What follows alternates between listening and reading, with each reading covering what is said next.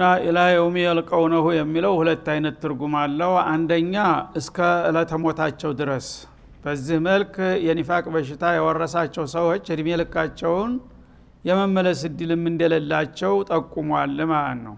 ሰው እስከ ህይወቱ ፍጻሜ ድረስ በኒፋቅ ላይ ከቆየ ያው በዛው ላይ መሞቱ ነው። ሁለተኛ እስከ ቂያማ ቀን ድረስ ከሞተም በኋላ ቢሆን ያው የኒፋቁ መዘዝ ቅጣቱ አብሮት ይቀጥላል ማለት ነው። ኒፋቁ ባይገኝም በኒፋቁ ያመረተ ወንጀል አዛበል ቁብር ውስጥ ይዞት አብሮት ሊቆይ ስለሚችል ማለት ነው። ሌላው የመጀመሪያው አያትስ ሰበብ ንዙል የለውም ወይ? ወሚኑ መን አሃደ አላህ ለኢን አታና ሚን ፈድሊሂ የሚል ጥያቄ ተነስቷል። እዚህ ላይ ሰበብ ንዙል አለ የተለየ ሰው በማለት የባዕዱል ሙፈሲሪን በሰፊው የሚያትቱት ነገር አለ። ተዕለባ የሚባል ሰው ነበረ። እሱ መጀመሪያ ነብዩን ሀብታም እንዲሆን ዱዓ አድርግልኝ ብሎ ዱዓ አድርጎለት ከከበረ በኋላ ዘካም በመከልከሉ ነው ለዚህ የበቃው ይሄ መጣበት ብለው የሚተርኩ አሉ። ይሄ ግን ሲጣራ ትክክል አይደለም ማለት ነው። ሐዲሱ ሶሒህ አይደለም እና አንዳንዶቹ ዝም ብለው አፍሰህ ሙላ የሆነ እንትን ነው ያመጡትና እዚህ ላይ ሰውየው ደግሞ ቀላል ሰው አይደለም። ያ በዚህ የተጠረጠረውና የተወነጀለው ሰው ስሙ የተጠራው የአህሉል በድር መሆኑ ተረጋግጧል። አህሉል በድር የሆነ ሰው ደግሞ ኢነላህ አጠለዐ ዐላ አህሊ በድሪን ፈቃለ ኢዕመሉ ማ ሽእቱም ፈቀድ ገፈርቱ ለኩም፣ ካሁን በኋላ በዚህ ማዕረካ የተሳተፋችሁ ጀግኖች የፈለጋችሁትንም ብትሰሩ በቃ ምሬያችኋለሁ ብሎ አላህ ዋስትና ሰጥቷቸዋል ማለት ነው።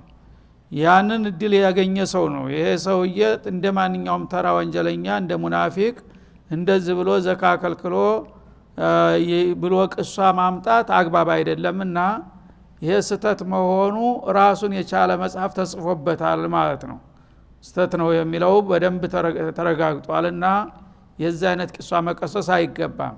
አጠቃላይ ብቻ ከሙናፊቆች ባህሪ ይህ አይነቱ አለ። የዚህ አይነት ባህሪ ያላቸው ሊኖሩ ይችላሉ በማንኛውም ጊዜና ሀብት በሌላቸው ጊዜ አላህ ቢሰጠኝ ኑሮ እንዲህ እናደርጋለን እያሉ ይፎክራሉ። ሲሰጣቸው ግን እንደገና ያን ነገር ይከዳሉና ይነፍጋሉ።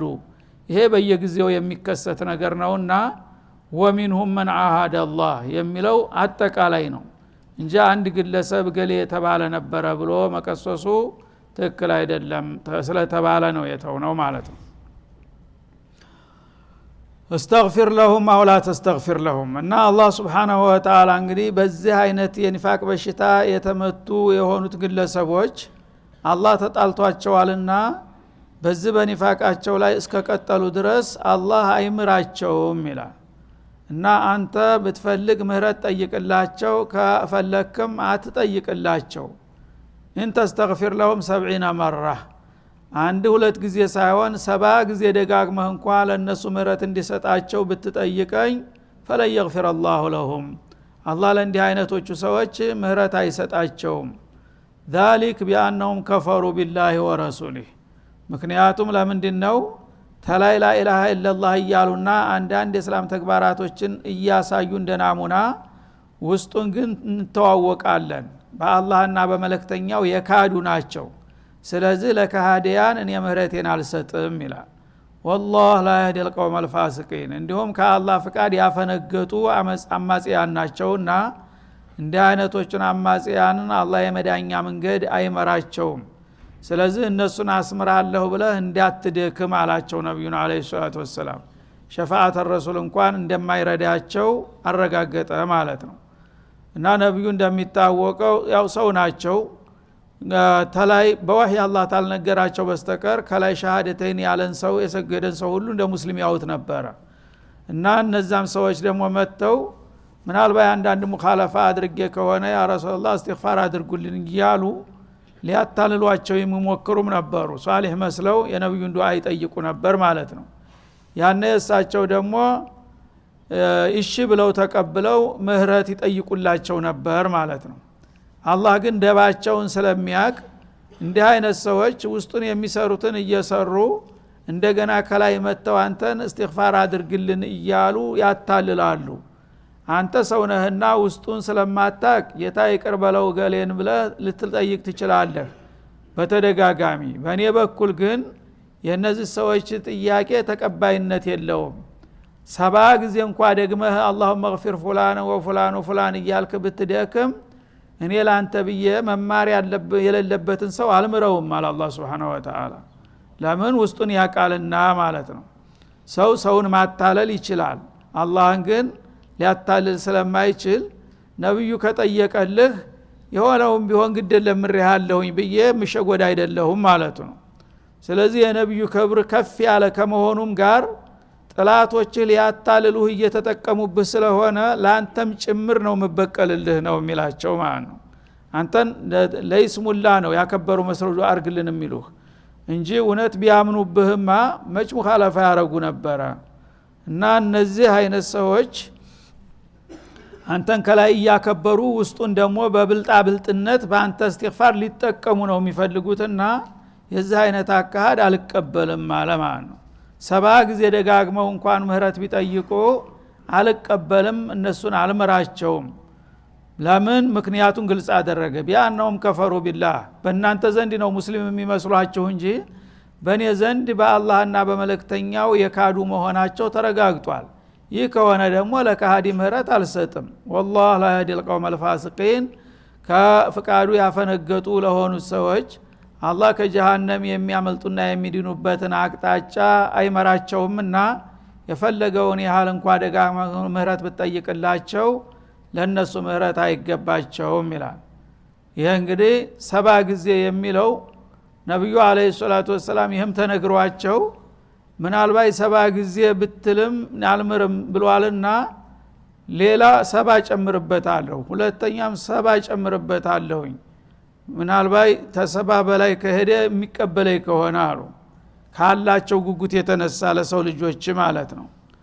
አላህ ግን የፈለገው በተለምዶ 70 ጊዜ ብትጮህ 10 ጊዜ ብትጮህ አልቀበልም እንደሚባለው ነገር ነው። 1000 ጊዜም ይባላል።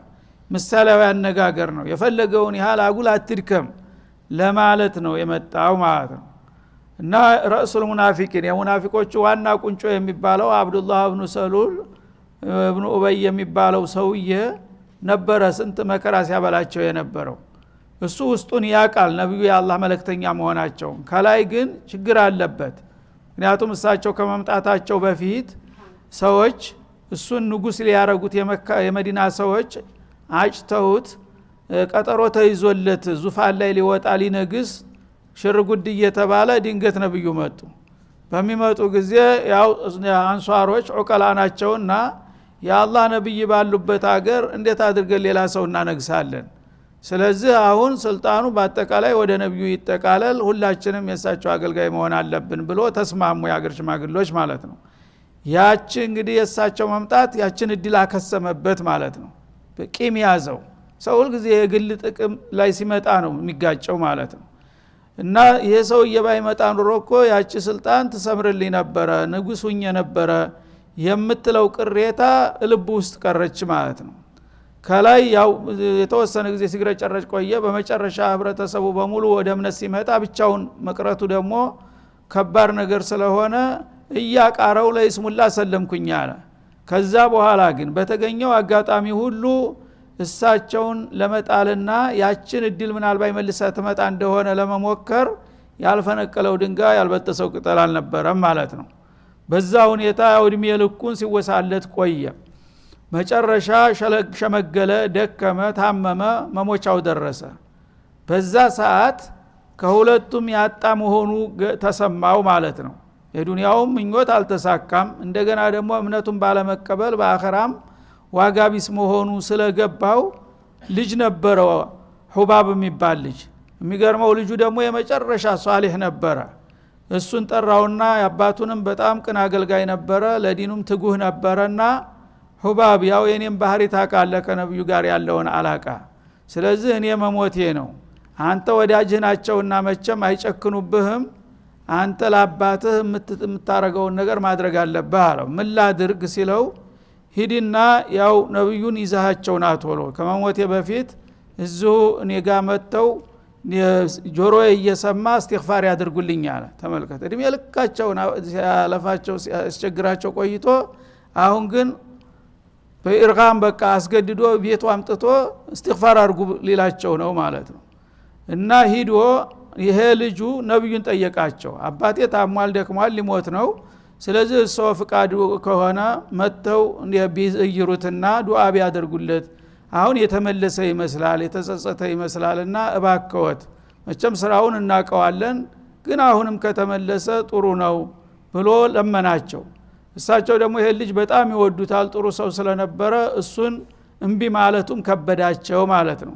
እንደገና እንደተባለው ደግሞ ሰውየው ተጸጽቶ ከሆነስ ምን አለ እኔን ምን ይጎዳኛል ሂጄ ያው እስትግፋር ላድርግለት ብለው ሄዱ። በሚሄዱ ጊዜ እንደተባለው ደክሞ አገኙት ማለት ነው። እና አሁን ያለበትን አቋም ለመመዘን ምን አሉት ያ አባ ሁባብ እና ኢኒ ነصحቱከ አላ ተዋሊየ اليهود اعداء الله እኔ ብዙ ጊዜ ደጋግሜ የሁዶችን የአላህን ጥላቶች ወዳጅ አታድርግ ይዘው ይጠፋሉ ስልህ ነበረ። ያው እስካሁን ድረስ እነሱ የሚሉህን ነው ተከትለህ እየተጓዝክ ያለው አሁን ሳይበቃህም አሉት። የዛ ጊዜ ምን አለ انما استدعيتك لتستغفر لي وليس لتعاتبني አላቸው።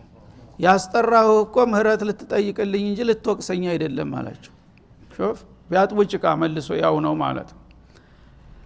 ከዛ በኋላ በዙ ሁኔታ እንግዲህ እሳቸው ምን ቸገረኝ እኔ እሱ ቢማር ምን ጎዳኛል ብለው اللهم اغفر لعبد الله بن سلول ማለት ጀመሩ ማለት ነው። ያ አልበቃም ስሞት ደግሞ የእሳቸውን ቀሚስ ለምነህ በእሳቸው ቀሚስ ከፍነኝ ብሏል ልጁን። ተሞተም በኋላ ልብሳቸውን ይገፋቸዋል ማለት ነው። እንዲህ አይነት ጥላስ ይሄው ብልጥነቱ ማለት ነው። ምክንያቱም የነብዩ ሰውነት የነካውን ልብስ ተተከፈንኩኝ ለነብዩ ቀሚስ ክብር ብሎ ጌታ አይቀጣኝም ነው እኮ እንጂ የሚከፈንበት አጥቶ አይደለም እሱ ሀብታም ነው እኮ። ሰዎች እንግዲህ ምን አይነት አላህ ሲያጠማቸው ያድርስ ነው። እና ዑመር ተቆጡ ይሄን ነገር ሲሰሙ። ደግሞ መቀያሪ የላቸውም ነብዩ ያቸው ናት ያለቻቸው። ያችን ስጡኝ ሲሏቸው እምቢ አይሉም ነብዩ ሁሉ ጊዜ። ይሄ ልጅ ደግሞ በጣም ወዳጃቸው ነው ይሽ አሉ። እና ብሎ ደግሞ ከሞተ በኋላ ልብሱን ይገፋዋል እንዴት ይሆናል አሉ ዑመር። እና እሱ እኮ ይሄንን በዚህ በኔ ቀሚስ እንትን ታለ በእርሶ ቀሚስ ከተከፈንኩኝ አላህ ወህትራም አድርጎ ይተወኛል ብሎ ነው ብሎ ነገራቸው። ይሄ ሳይገባይ ቀርቶ ነው አሉ። እና አላህ የኔን ጨርቅ ገፎ እሱን መቅጣት ያቅተዋል ብለህ ነው አሉ እሳቸው። ስለዚህ የዚህ አይነት እንግዲህ አደጋ ውስጥ ይገባሉ ማለት ነው ሰዎች። አላህ ጋራ እንግዲህ ውድድር እንደሰው ማለት ነው። አላህን ራሱ ማታለል ነው። የነብይን ቀሚስ ለብሼ እንዴት ትቀጣኛለህ ብሎ ሊከራከርበት ማለት ነው።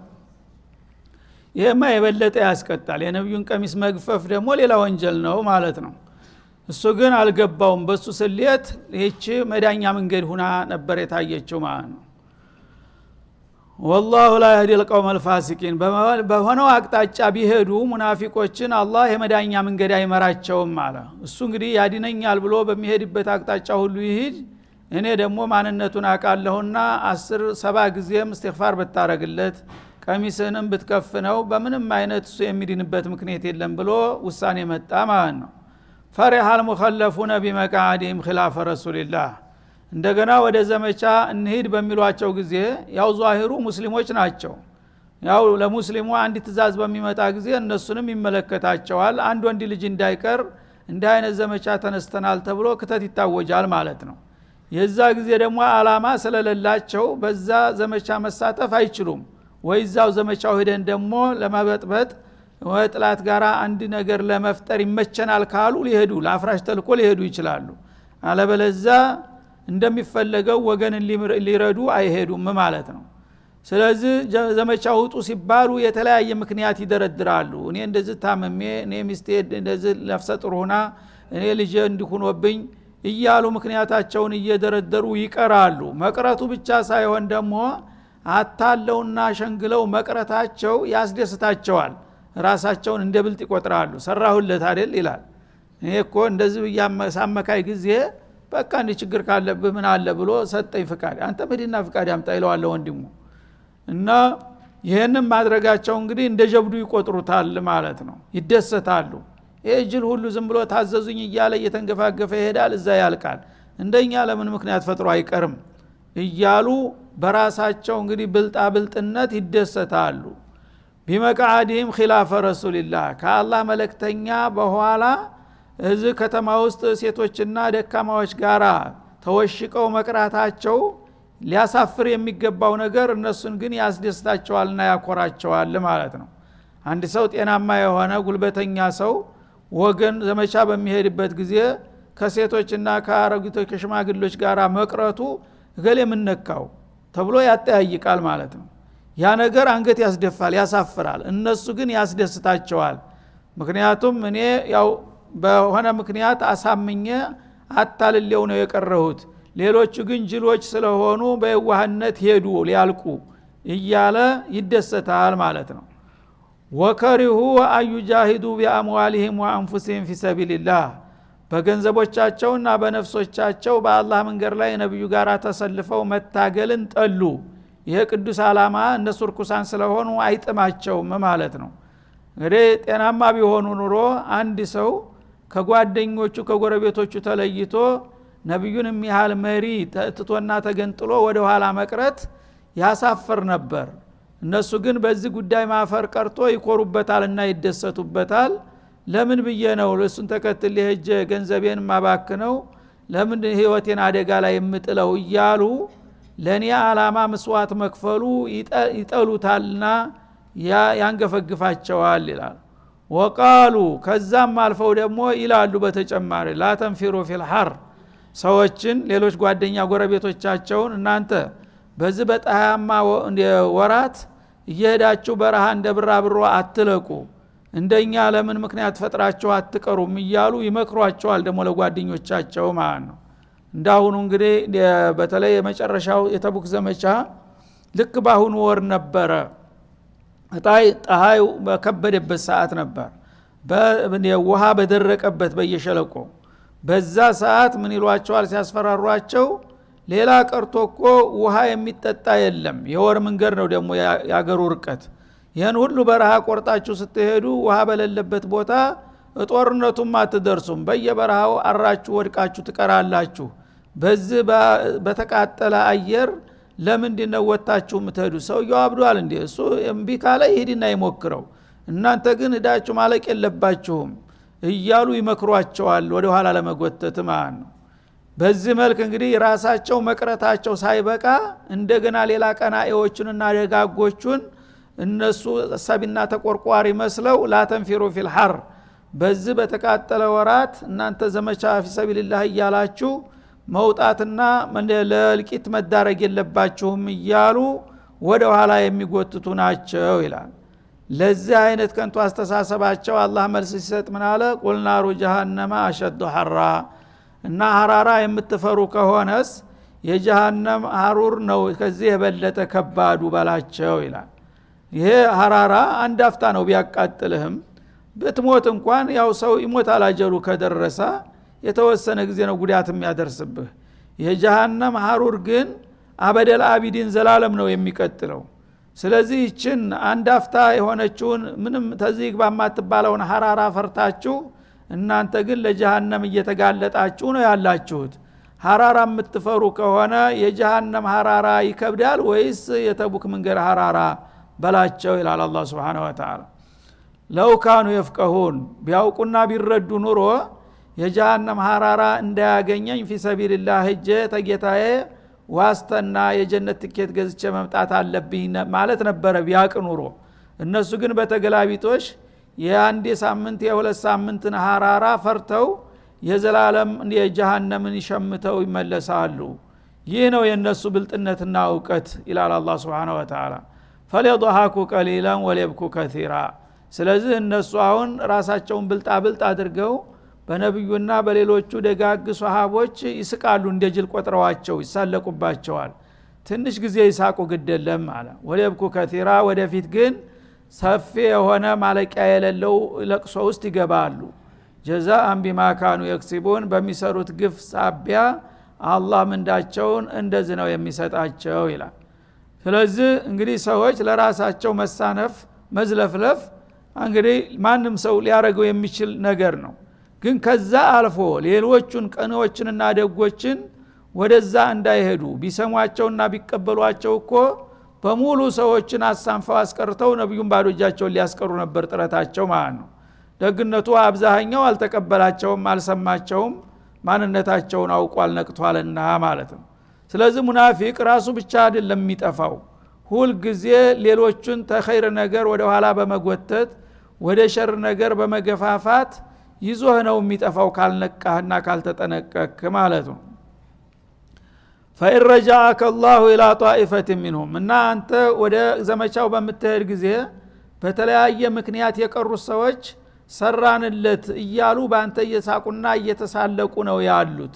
አሁን ግን ተመልሰህ በእነሱ ስሌትና ግምት በሰላም ዘመቻው ተሳክቶልህ ዲል አድርገህ ትመጣለህ ብለው አላሰቡም። በዛው እንደወጣህ ትቀራለህ ብለው ነው የገመቱት። ግን አላህ በሰላም ለመመለስ ካበቃህ በነዛ ሰዎች ላይ የምትወስደውን እርምጃ እንደሚከተለው ነግረሃለሁ ይላቸዋል አላህ Subhanahu Wa Ta'ala። ሲመለሱ አሁንም እንደገና ሊያታልሏቸው ዘዴያቸውን አንድ ያቀናብረው ይጠብቋቸው ስለነበረ በዛ ጊዜ ሊሰጡት የሚገባውን መልስ ይነግራቸዋል።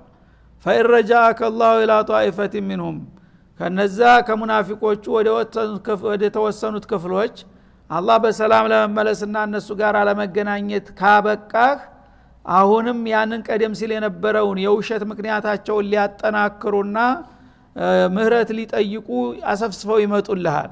ያው እንዳልኩት የዛ ጊዜ የዛ አይነት ችግር እኮ አጋጥሞኝ ነው የቀረሁት፣ ያማ ባይሆን ኑሮ እርሶ ጋራ መሄድ ምን መታደል ነበረ። ለማንኛውም የፈለገው ችግር ቢሆን ለግል ችግር መቅረት አልነበረብኝም፣ እስትግፋር አድርጉልኝ ይላቸዋል። ተመልሰው ሲመጡ ደግሞ ማለት ነው እንግዲህ ሁሉም እንዳይቀር ማለት ነው። ያው ልፋትም ድካምም ሳያጋጥመው እንደገና የነብዩን እስትግፋር አግኝቶ ጀነቱም እንዳይቀርበት ይነበረ የሚሰሩት ማለት ነው። አሁን ስትመለስ እነሱም በዛ ባፈጮል ሊያቀራረባቸው መልሰው መጥተው እንደ ጥርጣሬ እንዳያድርባችሁ በሷሃቦቹ ላይ ለምን ገሌ ቀረህ የሚለው ጥያቄ ሁሉ ጊዜ ያስጨንቃቸዋልና እሱ እኮ ነብዩ ከተመለሱም በኋላ የነበረበትን ችግር አስረድቶ እሳቸው ይቅር ብለው ምህረትም ለምነውለታል ከተባለ በህብረተሰቡ ዘንድ ተቀባይነት ያገኛል ማለት ነው። ያንን ሊያደርጉ እየተዘጋጁ ነውና በሰላም ስትመለስ አላቸው فقل لن تخرجوا معي ابدا። እነሱ እንግዲህ ሲመለሱ ባለፈው ይቅርታ ጠይቀው ለወደፊት ግን በሚቀጥለው ዙር እንሳተፋለን ብለው ደግሞ እንደለመዱ ቃል ሊገቡ ነው የሚፈልጉት፣ ድርድር ማለት ነው።